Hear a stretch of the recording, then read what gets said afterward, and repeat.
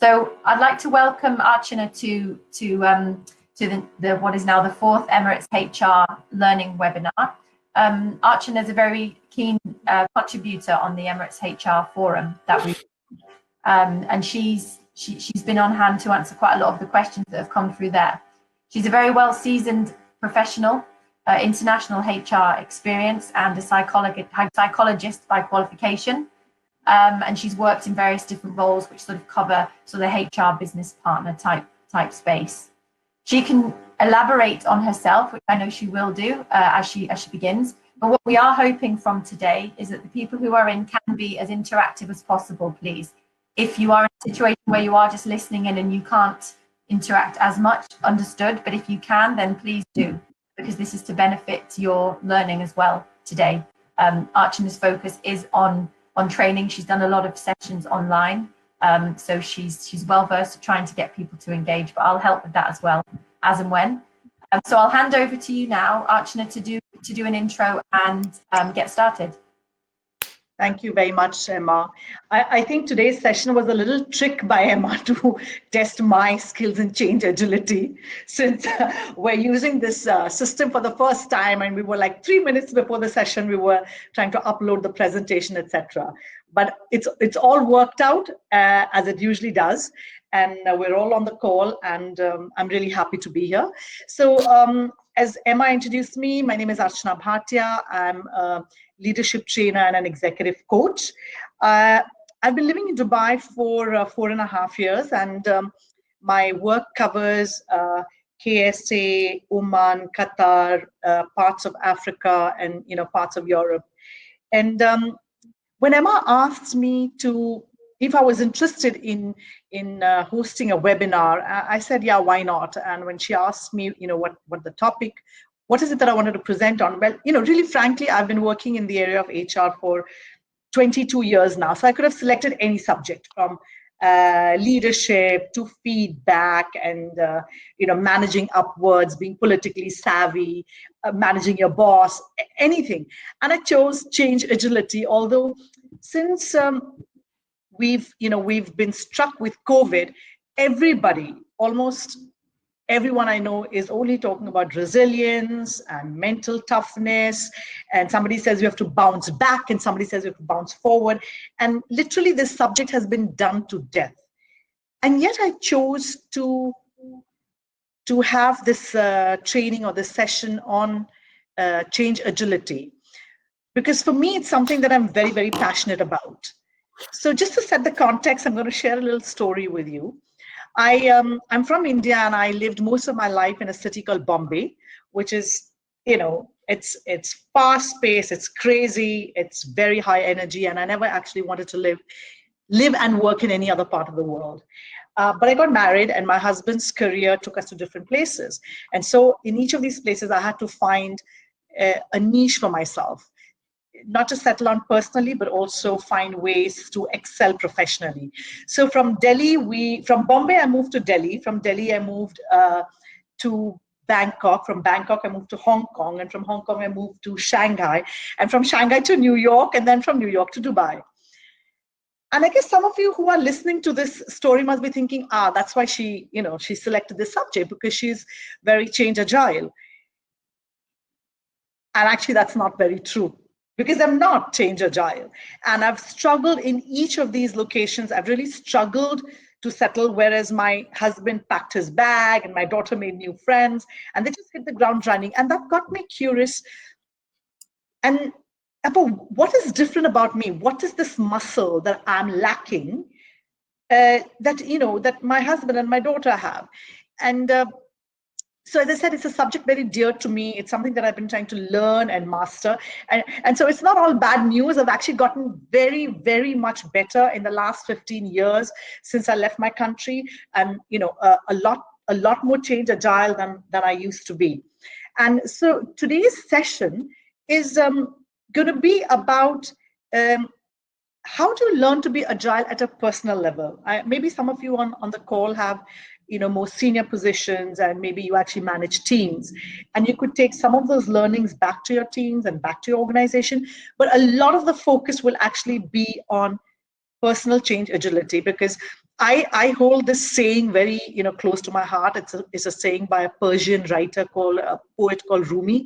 And he says, yesterday I was clever and I tried changing the world. Today I am wise and so I'm changing myself. So the focus of today's session will be, what are some personal practices we can bring in that will enable us to be more change agile? The way the session is going to run, I had actually planned for it to be very interactive. Because I can't see you, it might pose some challenges, but really there is the chat function and I can see your names. I can see Brandon and Ronaldo and Karthik and Ayub, and of course Karthik, who said he's going to be a keen listener. So I might call out some of you, and I would really appreciate it if you do speak up, because I'm going to introduce some theories and frameworks and my own personal experiences, but I'm sure there's a lot that you would have to share. Also, given the situation that all of us are in. So, what are we going to cover today? We're going to look at what is our relationship with change, and really that can be quite unique, because, as I said, when I look at how some of my friends manage upheavals in their life, it's very different from me. So really, it's my unique relationship with change. So we're going to look at that. We're going to, explore that a little bit. How do we self-sabotage? Because believe it or not, all of us have the skills and the ability to actually adapt to the change. Now, it's very important to understand that change agility is not about speed.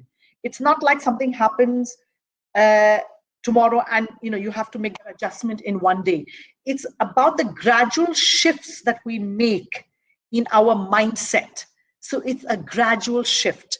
It's not something that we adopt immediately. Yes, it's about the adaptation, but how do we stand in the way of our own success? How do we self-sabotage? And then we look at some coping strategies and the change responses. And the coping strategies, I'm going to try and minimize jargon. I really don't like jargon. So some practical things that work for me, and of course I'm going to welcome some inputs from the rest of you. Yeah. Whenever I conduct these sessions, I often have people say kind of guiltily, yeah, I'm not change agile, and it really is a problem, etc. And I just want to say that nobody likes change. There is only one human being that likes change, and that's a baby with wet diapers. So don't beat yourself up for it. None of us actually enjoy it. So what I'm going to do is I'm going to look at, what is my relationship with change? So you don't actually have to be the strongest or the most intelligent. Really, the key skill is adaptation and responsiveness. Yeah.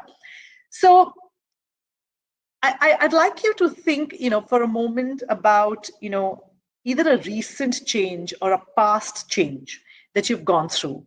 So, COVID could be an example. Or for me, it's not even COVID. It's the fact that, 2 months ago, in the midst of very, very hectic work, I had to move apartments. So that was a very big change for me. So I want you to think of a change that you've been through either recently or in the past, and just share it. You don't have to go into details, but how did that feel for you? Any one of you.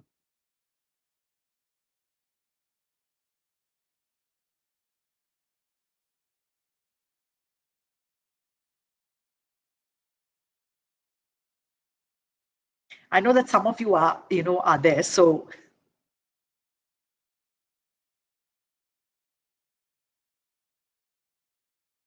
countries, change jobs, and getting divorced all in one session. Wow, say that again. Sorry, did you not hear me? No, I didn't. I said I changed jobs, moved countries, and getting divorced in one go. Oh my God. Okay, that's really drastic. Of course, I'm not going to ask you how you.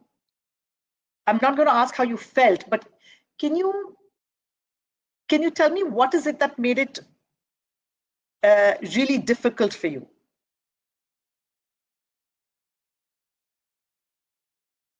Sure that I find these things excessively difficult. It's just something that you have to cope with in life. You make decisions, and changes happen for whatever reasons you make decisions in life, and then you go with it. That's it. Yeah. So it's interesting. It sounds like you didn't, you didn't look at it as a necessarily, I mean, you didn't look at it as a positive thing, but it's not like you were devastated or completely going underwater because of it. That's how it sounds. Yeah, no, of course, it has, elements of having to cope with and rationalizing and so on. And yes, it is difficult initially, but obviously you have to find a mechanism to cope with it. Yeah. So initially very difficult because these are very, very hard decisions. They're life-changing decisions. They impact on many people. There's unintended consequences of these type of decisions. Wide-ranging normally. Yeah. So yeah, it is difficult, but obviously you have to adapt or die. Yeah. It's, So yeah. So it's what you've said is really very interesting, because one of the there are two things that I notice whenever I ask people to share a change experience. Sorry, is there somebody else who wanted to speak up?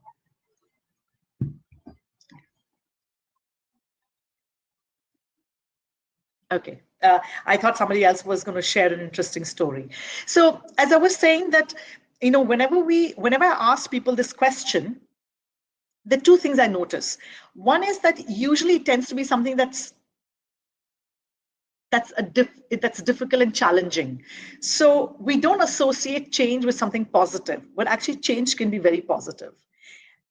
So the first thing in terms of dealing with change is going back into how you view the change. So if you look at it negatively, it's probably going to be negative all the way through. Yeah. Or if you look for opportunities, or say that this gives me an opportunity to be different or do something differently, it can be quite liberating.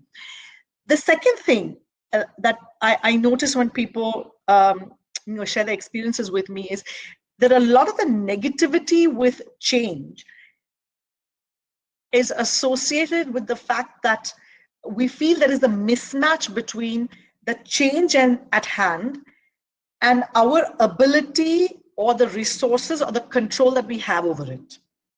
Right? So to go back to my example of moving apartments, I was really panic stricken because, my daughter was doing online schooling.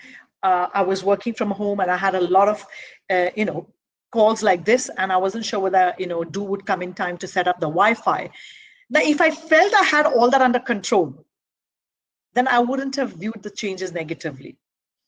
So if we change our perception and we say, this presents an opportunity for me rather than a threat, and that I'm going to be able to, I do have the capabilities and the ability to cope with this change, you might actually look at it, quite differently. So in the chat box, oh, Karthik, this is I didn't see this. Okay, so Karthik has written, in case people are not seeing the chat. So he moved to Dubai right in the middle of the pandemic, and getting used to the people, etc. Couldn't, yeah. But he's ended, he's ended on a really happy note that things seem way better, and that's an amazing attitude to have. Actually, I coach clients, and some of them moved also in February, March.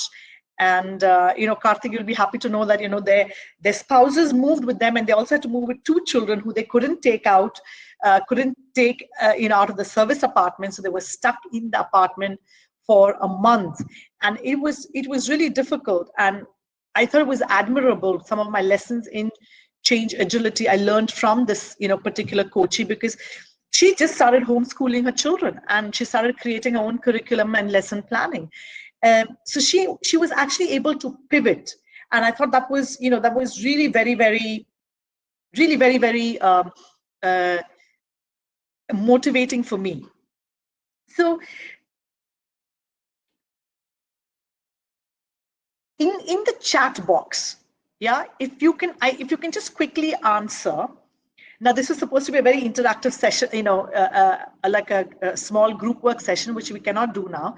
But still, if you can use the chat box function and just write in that, in the face of change, and don't overthink it and overcomplicate it. if you had to rate yourself, how agile are you in the face of change? How quickly do you adapt to change? So from a scale of 1 to 10, so 1 is really low and 10 is really high, how much would you be?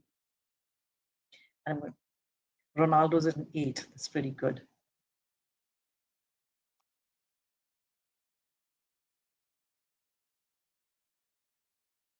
So this is really pretty amazing. This is really pretty amazing. So Karthik, you've written 8. So I'm going to pick. Okay, but you're in the office, so you can't actually contribute. So I'm going to pick on someone else. Ayub, could I ask you, what is the reason for rating yourself 7? I mean, why is it not higher and why is it not lower? Let me ask that.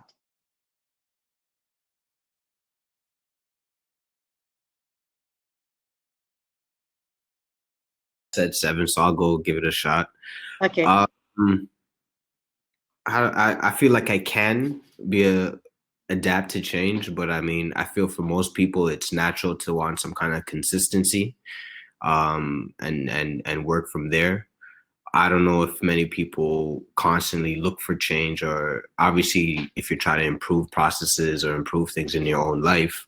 But I think for the most part, I would say I like to have some kind of consistency.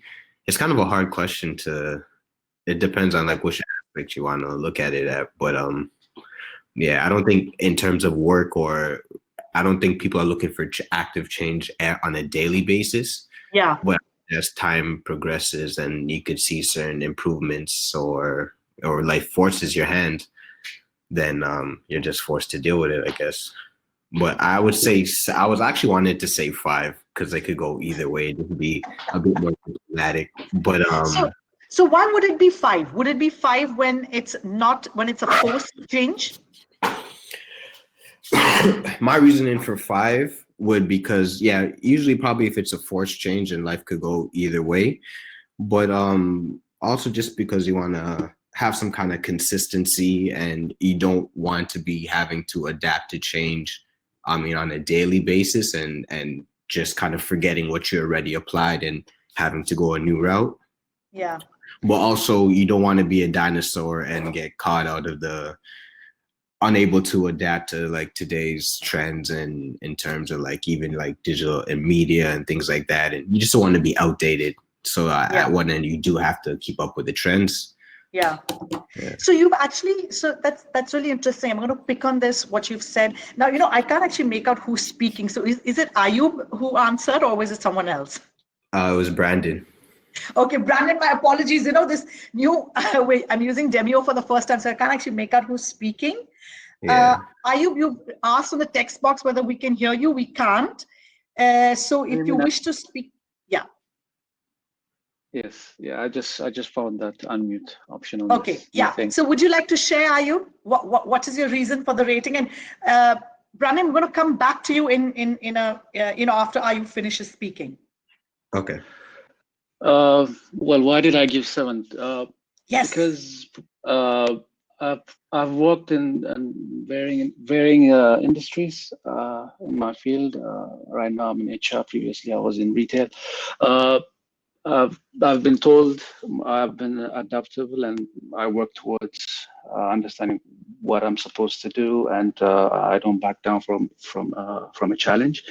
I didn't give a 10 or something higher, because usually you should also see or put yourself in someone else's shoes and see how they view you. So obviously there will be challenges when you switch to something new. There will be time for adapting. So obviously it won't be a 10. I think 7 is okay. Obviously nothing too much scientific into that number. Yeah. That's what no, I would absolutely. give. I always encourage people not to think too much about it. Yes. Because then we start tying ourselves up in knots, Right, which is right. why I've rated myself 6. And the reason for that is, although I've moved many countries and I have managed to settle in, find friends, build a social network, find work, the struggle for me is very great. It doesn't come to me naturally.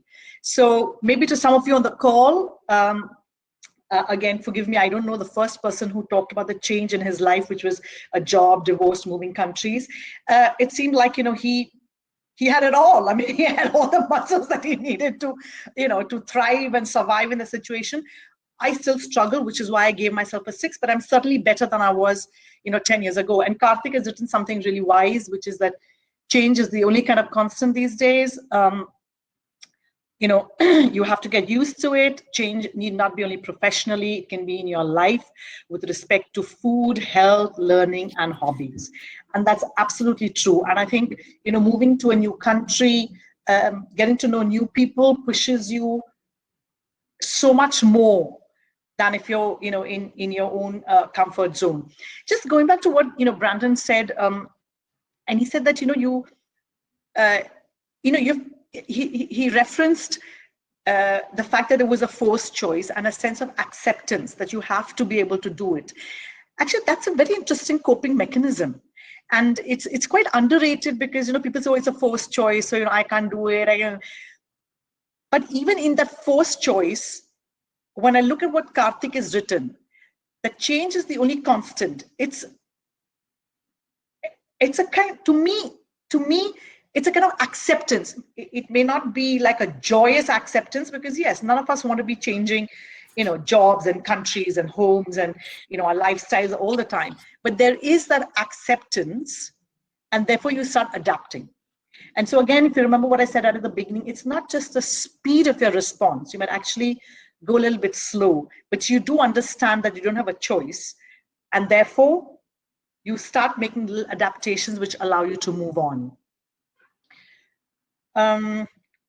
Thank you for the contributions. So I'm not going to belabor, this particular slide because, I think being in the midst of COVID, everybody knows that, it's speed, it's flexibility, innovation. I used to coach managers who would say that I need to see my staff in front of me because if I don't see them, then how do I know they're working or not working? And I'm, now during COVID, I'm like, dude, sorry, you just don't know what your staff is doing. I mean, you can have a Zoom call every day at 9 a.m., but then, what they're doing for the rest of the hours, you have no control over. So, there's much more of a matrix structure, much more of a project management approach, coaching approach.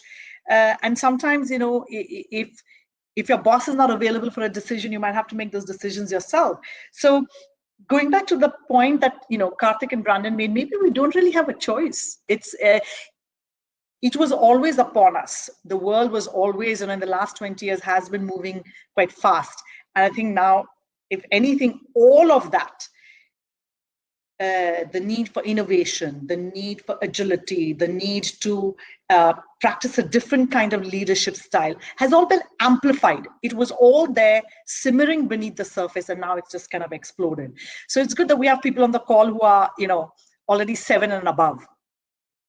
And, of course, a lot of what I'm presenting today is about, change agility at a personal level, but I found this little bit of fact very, very, very, very interesting that 90% of the CEOs believe that the digital economy will impact the industry, but less than 15% are actually doing anything about it. And that is sometimes a sorry reflection of how we also are. We know that the change is upon us, but it takes us a very long time before we can accept and actually start making the changes. And yes, okay, so Karthik has written,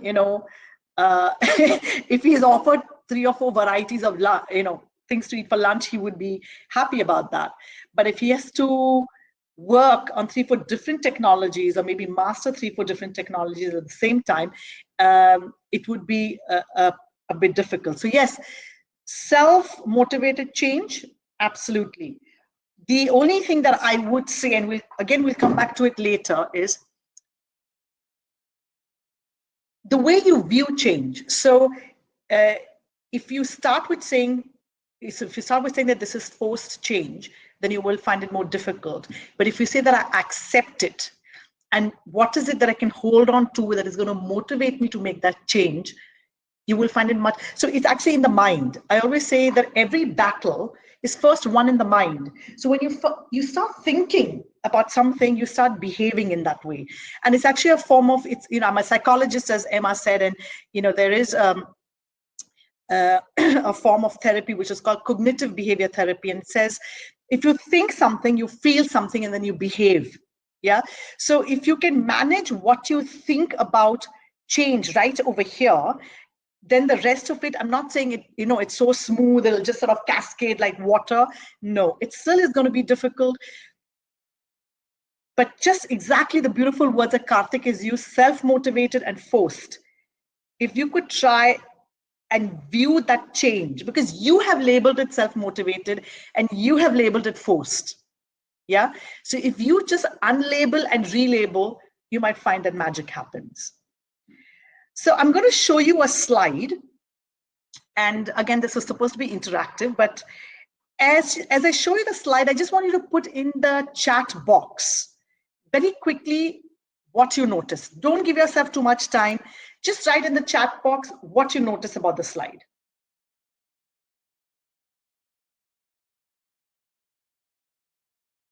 And I'm going to go back so that you don't see it. So just tap out, what did you notice in the slide?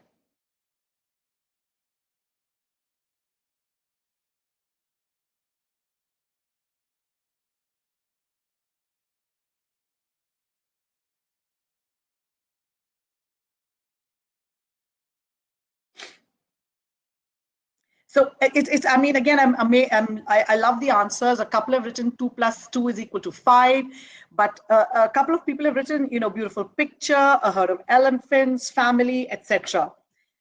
And I'm really happy to hear that. So the reason why many of you notice this, you know, is actually evolutionary psychology.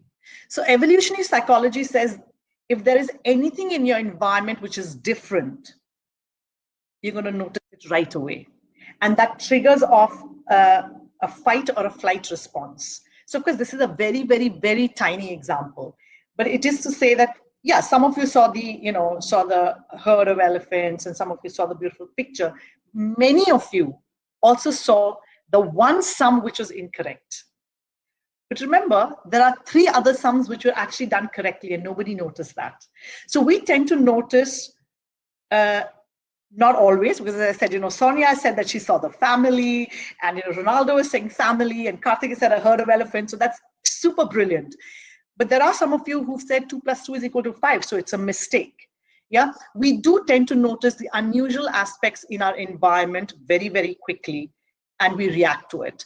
Again, as I said, this is a very small example, but it is really evolutionary psychology. Our ability to perceive threat is much higher than our ability to perceive a safe and a comfortable position. And that's just so that we can keep ourselves and our loved ones safe. Yeah.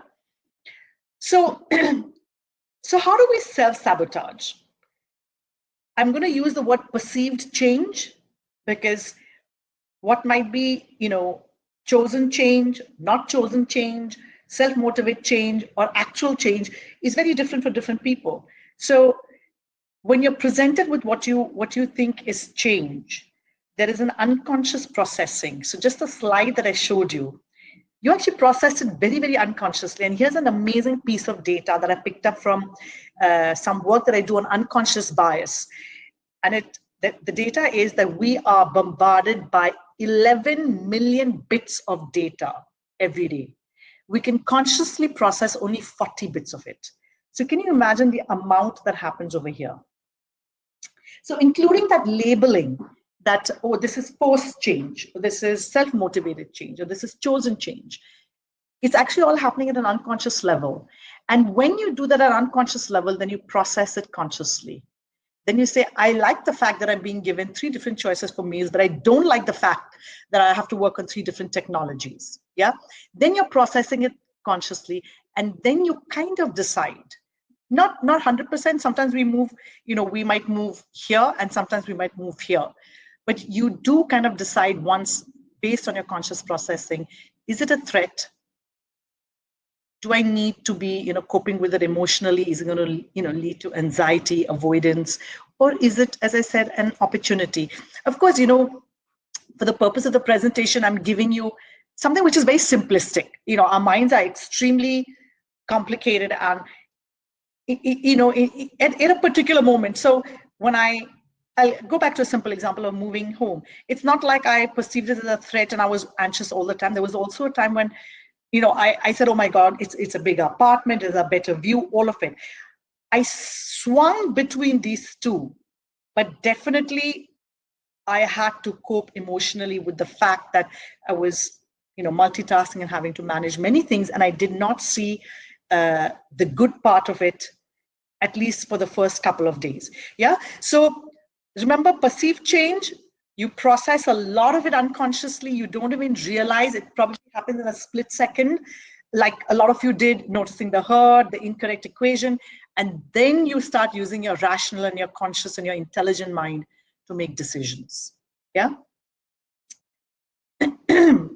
So there are various ways in which we can self-sabotage. So I'm going to take you through the theory, and then I'd be really interested to know if any of these actually resonated with you, and really happy to hear if there are other things that you do to self-sabotage. And of course, I'll share my own experience.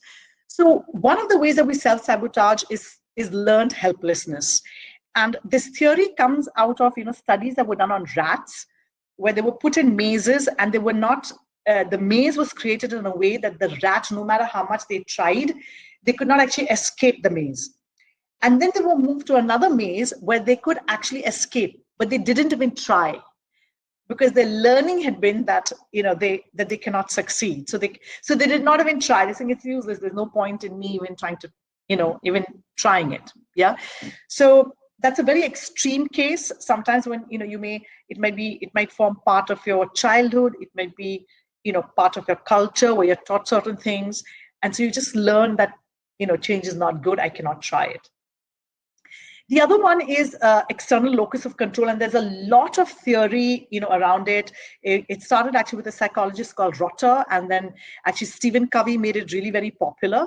Basically, what it says is all of us have within ourselves a circle of control and a circle of influence. The circle of control and circle of influence is my thoughts, my feelings, my actions, how I label it. So it's all about me. I can control it. And which is what I referred to earlier. Are you going to call it a forced change, or are you going to call it a self-motivated change? It's your choice, and you're choosing that. That is in your circle of influence. Circle of concern is what other people do, the economy, the cost of fuel, what's happening back home, etc., which you cannot control. Now, how big or small you want that circle to be is totally up to you. Now, a lot of people who operate out of their circle of concern, things that they are not able to control, are less likely to be able to cope with change, because they say, it's not my fault. What can I do? I mean, COVID hit me. I've lost my job. There's nothing I can do. It's not my fault. Or I didn't decide to move home. My husband did. And I mean, why? What am I going to do about it? I mean, just sort of drag myself through the whole process. So it really is your choice how much you want to focus on things that you're able to control and allow other people or the situation to control you. The other is overprotection.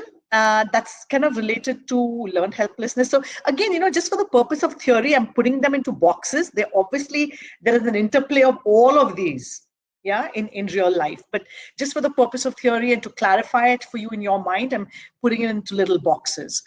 Overprotection, again, coming from what your childhood experiences, or I don't want to take risks. Or overconfidence. And my favorite story about overconfidence is a Kodak story. So nobody talks about Kodak anymore. Yeah, but actually that company had the technology to produce digital cameras, which they didn't even realize, or they did not even leverage. And so all of the companies overtook them. And there was a time when we would say, oh, that's a Kodak moment. And nobody says that anymore. There are people on this call who remember that it means that they're much older, okay? And the ones who don't know it, well, you're very young, so you haven't. Yes, and Nokia did the same with Android phones. Brilliant, absolutely correct, Karthik. I mean, I was a long time Nokia user, and then, I just realized that they're not keeping pace with trends. And not that I'm crazy about having the latest, pixel camera or whatever, but yeah, I mean, I switched to Samsung. So overconfidence is not good either. Loss aversion is a little bit related to overprotection. You protect yourself because you don't want to, you're afraid of losing what you have. And this happens a lot in organization restructuring. People really hang on to the position they have, even if they're being offered a different role or a new role, in different ways. You just don't want to lose. It's very interesting when I conduct face-to-face training programs, and they are sometimes conducted over 1 or 2 days.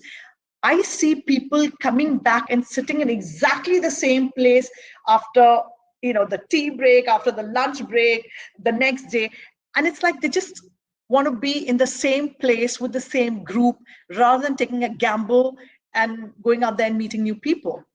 And I guess that's a little bit related to ambiguity tolerance, which is am I just up for a little bit of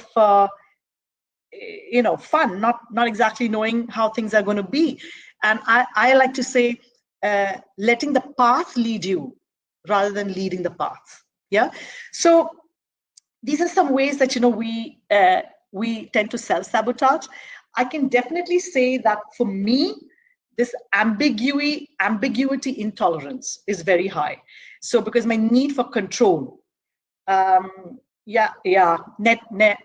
is a really good example. I think we have lots of examples of really large companies that didn't innovate, because from an organizational context, agility is very much related to innovation. Yeah. So all of these companies did not innovate, and therefore they lost out. So just a quick question. You can put in the chat box, or if you wish to speak up. Do any of these resonate with you, or is there something else which triggers your fight or flight response that causes you to self-sabotage? If anyone would like to share.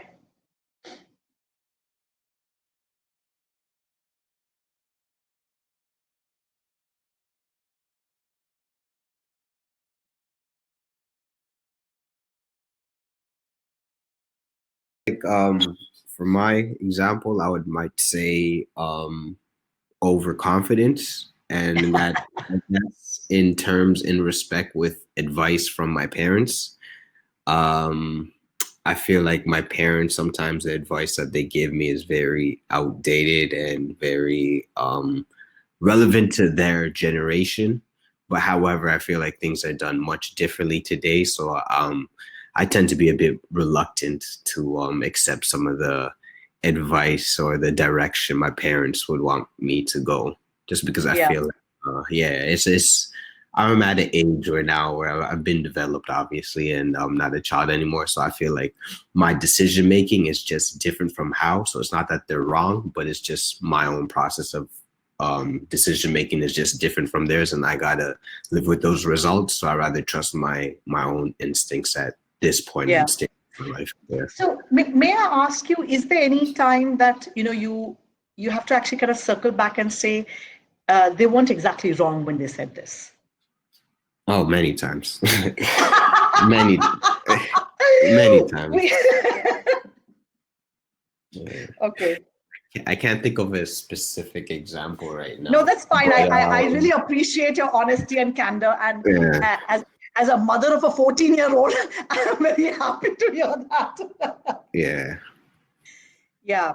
But overconfidence, like anything else, it's I would say that it's not always a bad thing.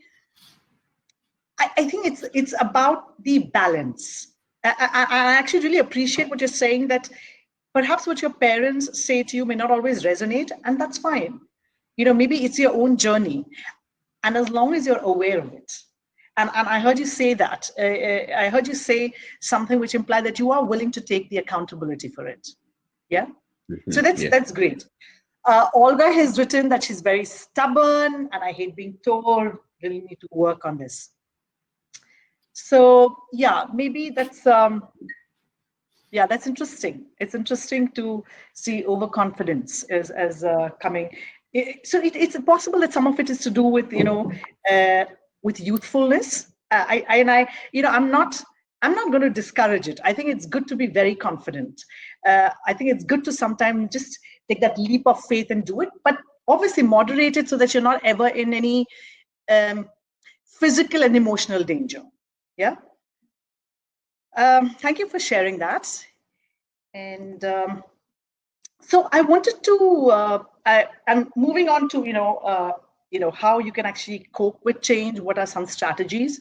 So for me, I love this chart, because for me, everything, if all of you just walk out with this chart in mind and say that when I am angry, opposed, or anxious about a change, I'm just going to look at this chart and see where I am and what I can do to overcome it.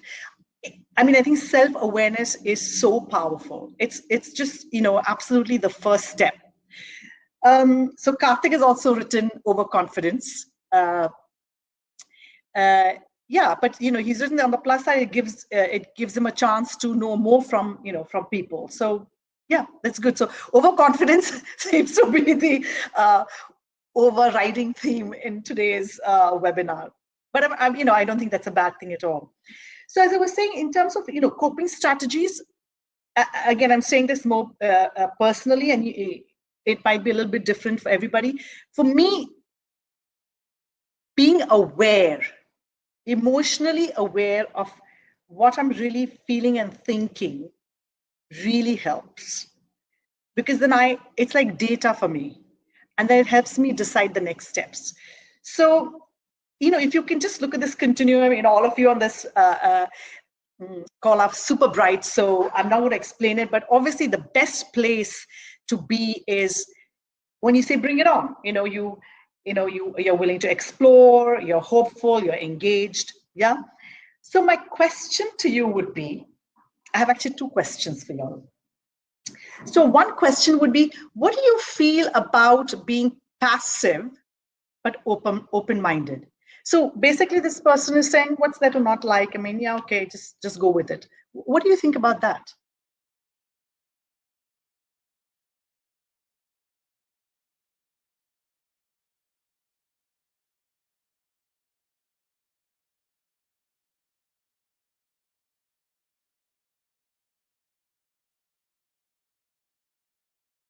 I mean, it's okay. You could think it's really good because, the person is being receptive and trusting, allowing.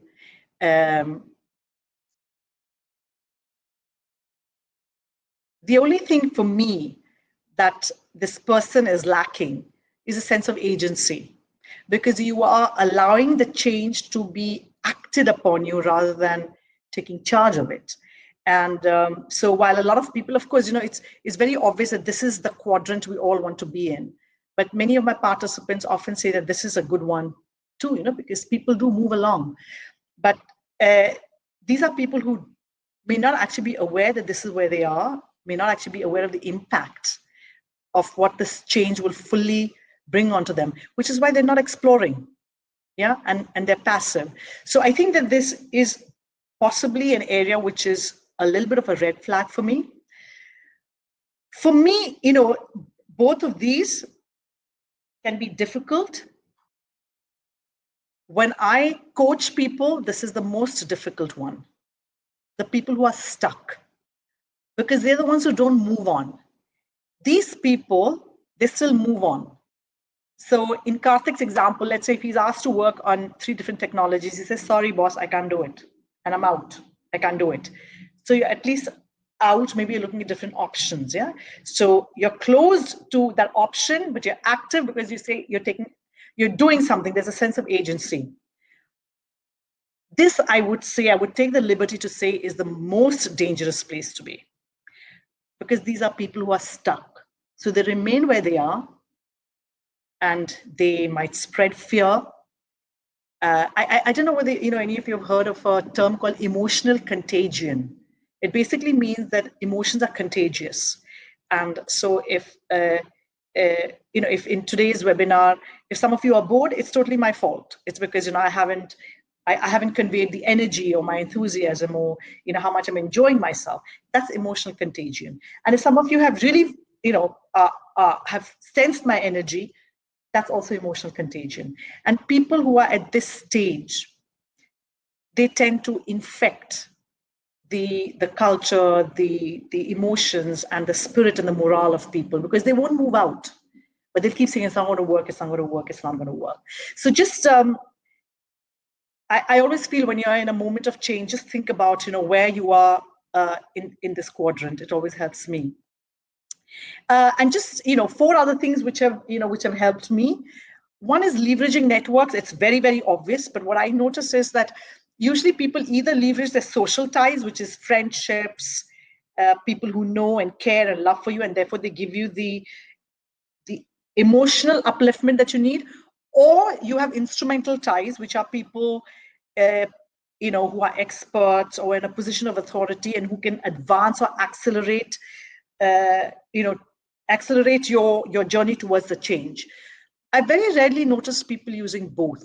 So do be cognizant that you can use people to uplift you emotionally, but also people who are subject matter experts or who know the industry, or who might be able to put you in touch with other people who could advance you on your change journey. So try and leverage all networks. So change brings upon so many things. It's not just one thing. At the beginning of the call, someone said, well, I was changing countries and I was changing job and I was getting divorced. So it's many, many things that you're grappling with. Yeah. It always is. It helps me to identify what is it that really matters to me. What is it that is really an important part of my identity that is being challenged because of this change? So when I moved from country to country, a very big thing for me was, my professional identity. And so I knew finding work, settling my family, definitely, but finding work, hit the ground running, reaching out to my networks, just starting with something was very important. So instead of dealing with 20 different things, which is saying, should I learn a language? Should I learn the culture? Should I make new friends? I'm saying, I'm going to focus on work. So identify, isolate the 1 or 2 things that are really important to you and focus on that. Karthik has written, responsibility plays a major role. Something that starts off as a forced change can become a priority. Yes, absolutely. And start giving it the interest it requires, because in the end you need to excel. And it might not be immediate. And I'm glad you said that, because I said right at the beginning, agility is not about the speed of response to change. It's about making those minor adaptations. But that's eventually what people look for. Motivation, absolutely, is absolutely very, very important. Thank you for sharing that, Karthik. To me, also, what's very important is to look at what's not changed. And I've highlighted it in red because people never look at that. Yeah. So, what's not changed in the various countries that I moved to, the fact that, I had my family with me, had not changed. The fact that I was I was able to access my parents back home had not changed. The fact that there were people who were willing to help me, that had not changed. So I think just focus also on what's not changed. And the last one, and I think that's a little bit to do with what Karthik said, is about having a growth mindset. And I would encourage all of you to read a little bit about growth mindset. There's a whole lot of literature and research that was actually started by Carol Dweck. And fixed mindset is that I have this intelligence and personality and traits and blah, blah, blah that I'm born with. And therefore I cannot change it. So, I want to look smart. I don't want to take up challenges. I don't want to try out something new. Versus a growth mindset, which I think, Karthik made a reference to, that you start with maybe not liking something or saying it's a forced change, but gradually saying, hey, I can be good at it. I can confront the uncertainties. I can embrace the challenge. So it's having this deep, abiding belief that you can change, that you can become a better version of yourself, and you can acquire that new skill set, or you can move from looking at this situation as a forced change to a change of choice. Yeah, so from a fixed to a growth mindset. So that really helps me to just think of that. So just in summary, being adaptive, being self-aware, leveraging your social networks, And I always say, I read this thing a couple of days ago when I was preparing for this webinar, and it's written by a writer called Helen Keller, and she says, "A bend in the road is not the end of the road unless you fail to make that turn." So, agility is just about making that turn and knowing when to turn at your own pace. That pretty much brings me to the end of the session today. And I think we got a reasonably good engagement from people. So that was really good. Thank you for everybody who has done that.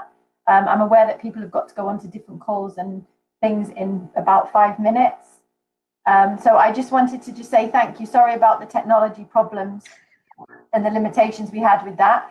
But it's great to have your energy and enthusiasm during this session. I certainly felt that. And, all the value that you've given to the forum so far has been great. So hopefully run another one next year at some point.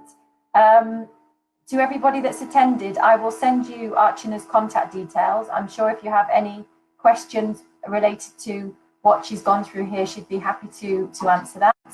Absolutely. Yeah, okay, great. Other than thank you, everybody.